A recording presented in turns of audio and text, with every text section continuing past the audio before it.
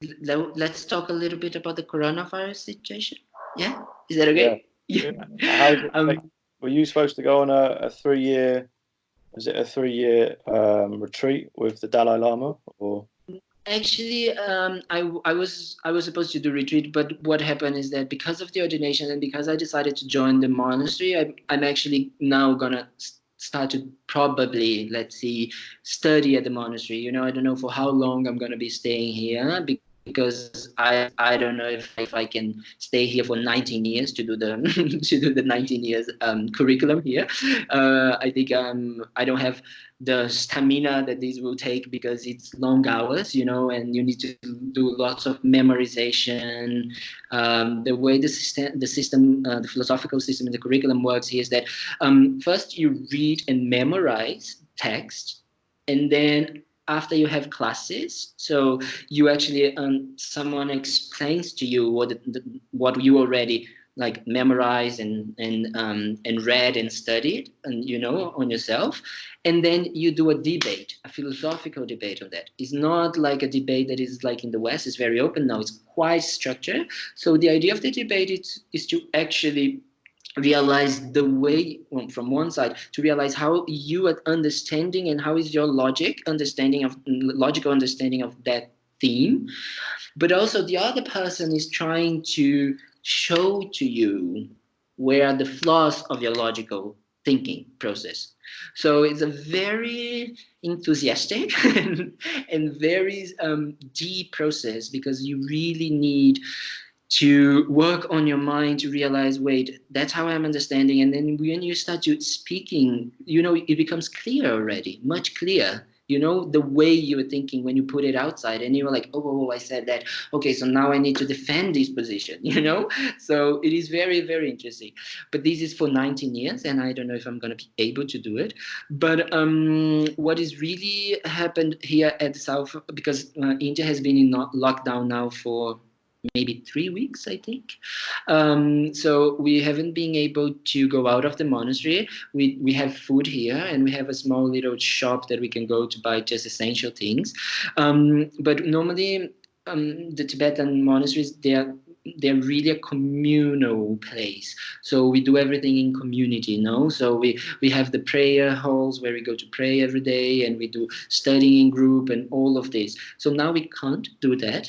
So this has really affected the way we do things here. So we haven't been able to congregate, to come together, to actually pray together and do some of the practices and also study. But everybody's individually studying in their houses. So this has changed. But I think what really changed it for me is to realize the amount of information that there is now, about coronavirus and people staying at home. Lots of people have more time, so people are reaching out and really asking how I'm doing and also wanting to talk about themselves. And it's been very interesting to observe how people. Yeah, I think most of my friends, of the people that I have been talking to, they've been saying that it is a very sad situation. It is, lots of people are suffering, lots of people are dying, lots of people are still sick, and of course the financial aspect of it, which is already happening but is still gonna continue for a couple of months or more. And of course here in India the situation is quite sad with the poor people. They don't have places to live, they don't have places to go. It is a very sad situation, and people have been talking a lot about, oh, this is a wake up call moment. We should be really thinking about and like going internally and reflecting and and doing all of this. But what I've been talking to people is that how people are really doing that. How are really people changing themselves? How are really people analyzing themselves? Because people are really talking about what we should be doing, but are we really doing that?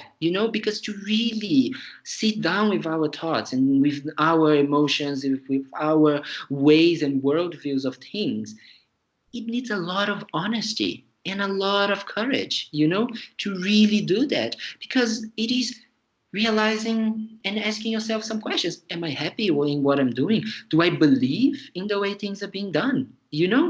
And really digging into some of these questions in the way that um, not wanting to avoid whatever is coming as an answer, not really wanting to, okay, yeah, these I can deal with, these. Of course, it is a process that you do that when you feel that you're ready. But the real work, it is to really be honest with yourself, right?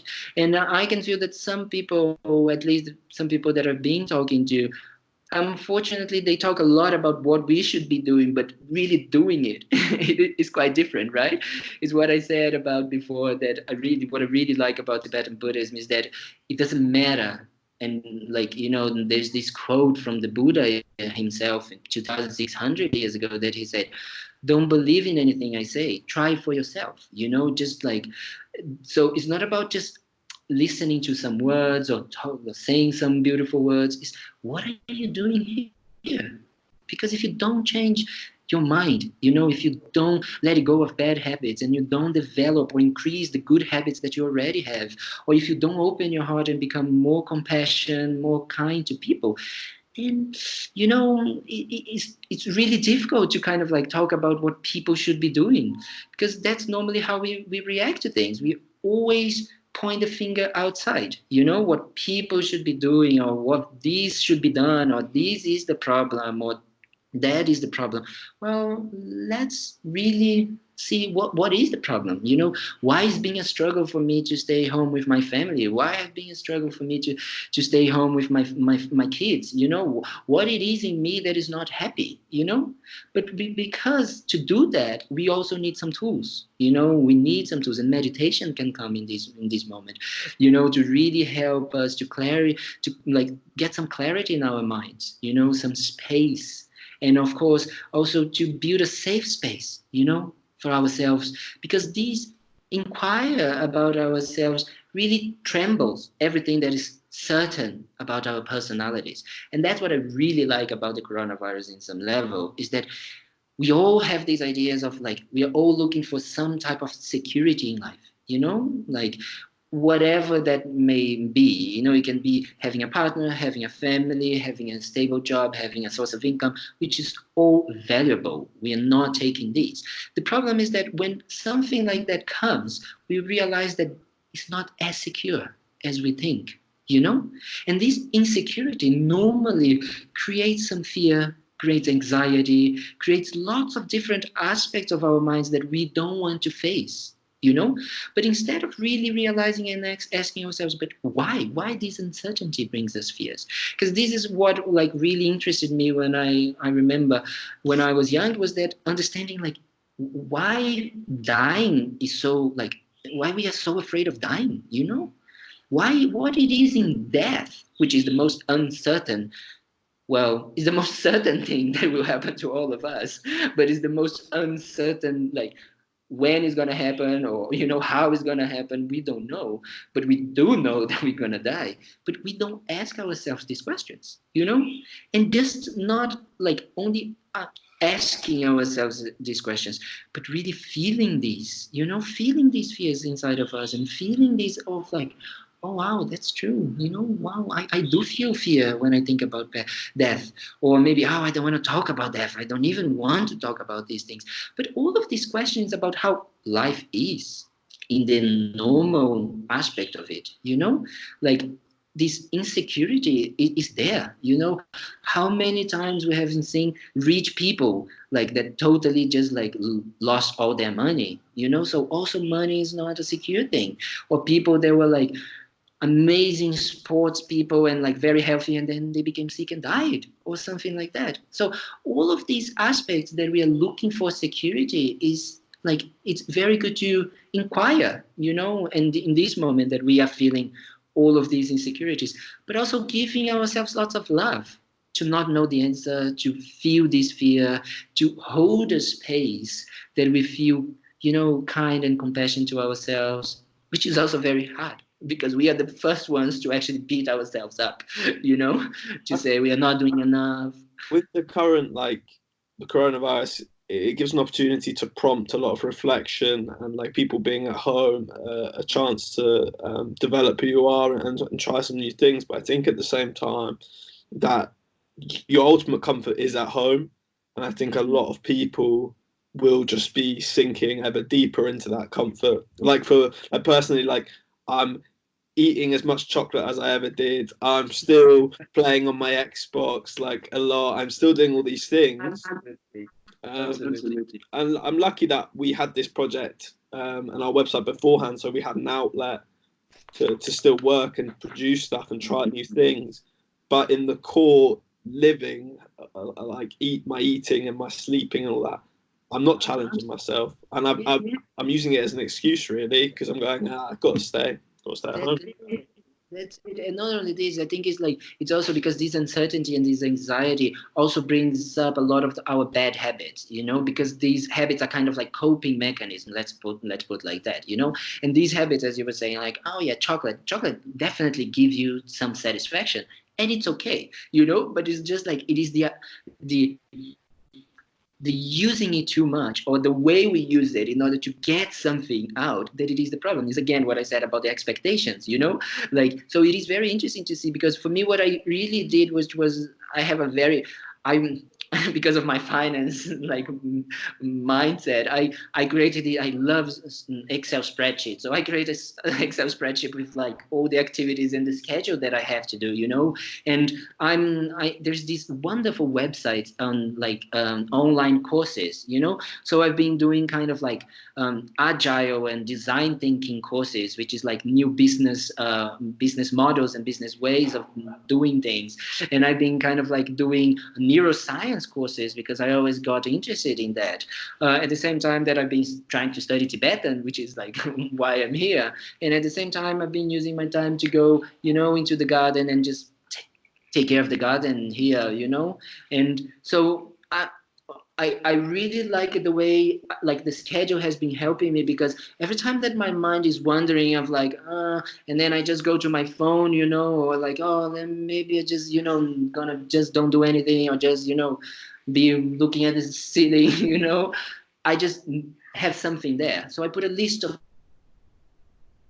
you know during this time. I have a look, oh I want to learn that, I want to use that, I want to read this book, I want to do that. So every time that my mind goes a little bit of like la la la, I just like okay what is the schedule saying for me to do, okay so then I go.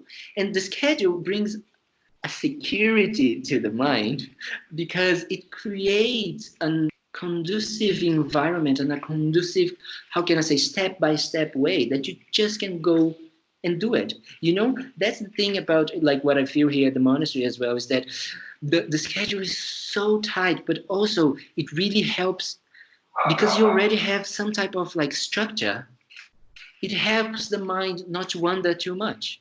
You know, having a structure, it helps this to the mind, especially if it is a structure that helps the mind to actually go inwards or to meditate or to contemplate or to study. So if you create, this is like something that has been helping to me, that is helping me, and it's just like creating a structure of things that I feel that are helpful for my mind. You know, oh, doing my daily practices, my meditation practices. You know, learning Tibetan, learning other types of interesting things because now the internet has everything. You know, oh, watching videos about Tibetan, like about the teachers. So many amazing people now are doing these online courses. You know, or online talks or you know many options that you can do it and for free, you know. So it's been very good for me this idea because I also put an app on my phone to not use it more than 2 hours a day, which has been very useful because I'm like I could see in the beginning, you know, I was like, oh yeah, because we had finished a 10 days very intensive retreat here just before the lockdown. So my mind was just like, wow, I need some space, you know? So I could see exactly what you were saying. Like I could see that I was sleeping every day a little bit later, you know, I was waking up later, and then my eating was like, oh yeah, one day eating at that time, one day at that time, and then, and I can feel that all of these habits, you know, actually don't let my mind more focus, not paying more attention or more creative. So having a structure helps also the mind to, okay, now I know what I have to do, so I just go and do it, you know, interact, be present to what I'm doing, come back. So it's been very, very interesting, the schedule that I, I created for myself.